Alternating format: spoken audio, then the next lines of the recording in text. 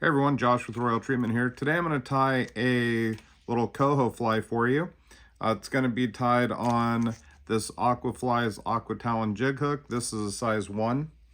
I'm going to start by laying down a base of thread, and I'm going to use Danville Flat Wax 210. This is the fire red, I think, or fluorescent fire red. And I'm going to start by just laying down a little base because I'm going to add some eyes here. And I like to use the double pupil lead eye. I'm doing either a medium or a large. And I'm going to go ahead and set this on here, wrap in about 5-6 wraps, kind of line it up where I think it should be. And now I'm really going to lock it down, make sure it's nice and square, and then just start X-wrapping. And if I'm really tying a bunch of these, I'm going to typically lock in a bunch of eyes, 10, 20, 30, whatever it is, and kind of just get it started like that, so I kind of have a commercial thing. And then I'm going to drop just a little super glue right on the head there. Make sure that those thread wraps are locked in nice and tight. I'm going to advance my thread to the back of the hook, and I'm going to go basically to the barb and lay down just a nice base. The first material that I'm going to tie in is going to be rabbit. So for my tie-in point, I'm going to then move my thread back to the point, if that makes sense. So now I have a nice base for the tie-in of the rabbit.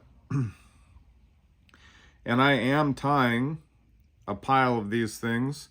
So I pre-cut my rabbit strip. It's maybe 3 inches long. I've given a little taper cut at the tip. And so now when I tie this in, it's already going to be the right length, no cutting. And once I lock it in, it'll have maybe a 1/4 or a 3/8 inch tie-in point. And I tie it in upside down so that when this jig is actually running in the water, it's going to be facing like this. And so it'll look a little bit better that way. So tail's locked in, doesn't take a lot to do that. I'm going to do some pearl crystal flash, and you could do any color that you want. I don't think it matters, pink, orange, whatever, purple. So I actually cut a little corner in my package, and I've just pulled out one whole strand. I'm going to cut it in half, separate it, and I'm going to lock this onto my thread. Just double it over, put this right where I want it to be tied in, and I kind of tie it in right down the side. And so that's the side closest to you, furthest away from me. I'm going to do the other half that I did, that I cut in half, lock that on the front side, and now I basically have 4 strands of crystal flash. I want them to be about as long as the tail, so maybe something like that. Feeling pretty good. This fly moves along really, really fast. I'm going to move the thread up to the lead eye there. I'm going to grab a little polar chenille. This is fluorescent fuchsia, but you could use pink or purple, whatever you like. Find the end of this thing.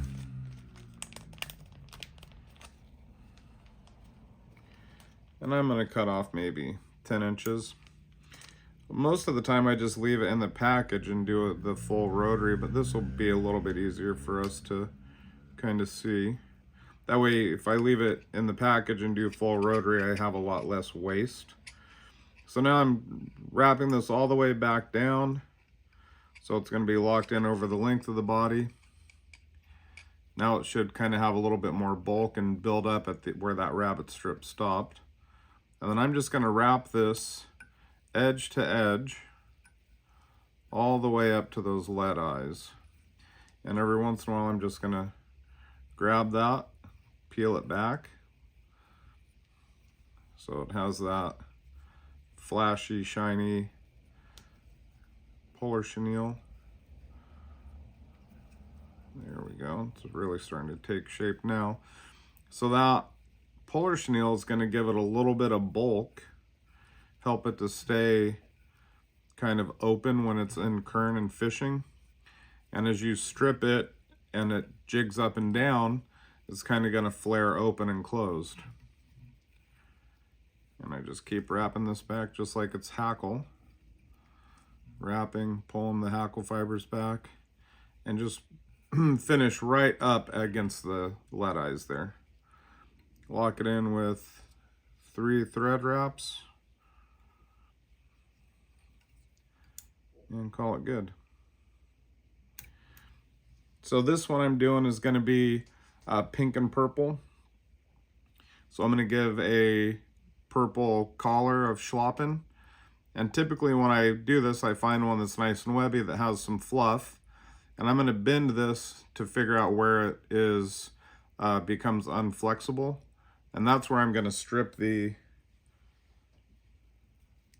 fibers off of the feather so I have a little bit of a handle. And I want to wrap in maybe 3 inches of this. That'll give us about 5 or 6 turns. So I kind of strip back a little tie-in point. Lock it in with like 3 wraps. Maybe give a few more to lock everything down. And then I'm just going to hold this in place and just break that off. And now what I'm going to do is actually advance the thread so it's on the front side of those barbell eyes. And I'm going to just start folding this hackle back and wrapping. And like I said, I'm going to get about 5 turns probably. And I'm trying to just wrap it so it's right up against those barbell eyes.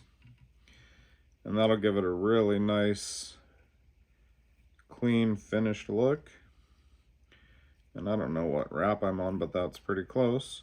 And if there's a little excess, I'll just strip that little bit of hackle off.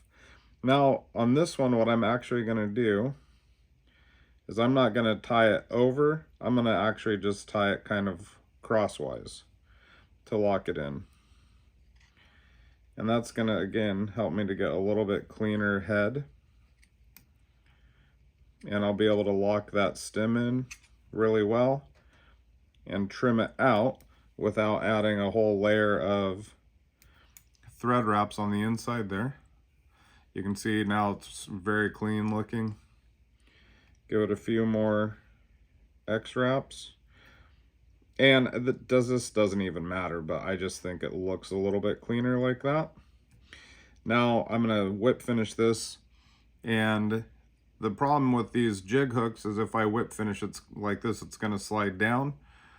So I normally just turn it over in my vise, or this is a full rotary vise, so I can just roll it over. Give it about 5 turns, something like that. And I like to just coat mine with a little UV resin. This is the Solarez Bone Dry. But you could certainly use anything that you want, hard as whole or whatever. Hit it with the torch. Doesn't take long to cure. There we go. And that's my down and dirty, quick and easy coho jig. Looks great, fish good, very easy to tie. And if you're thinking about going coho fishing, this will be a good fly for you. Get out there and do it. Thanks for watching.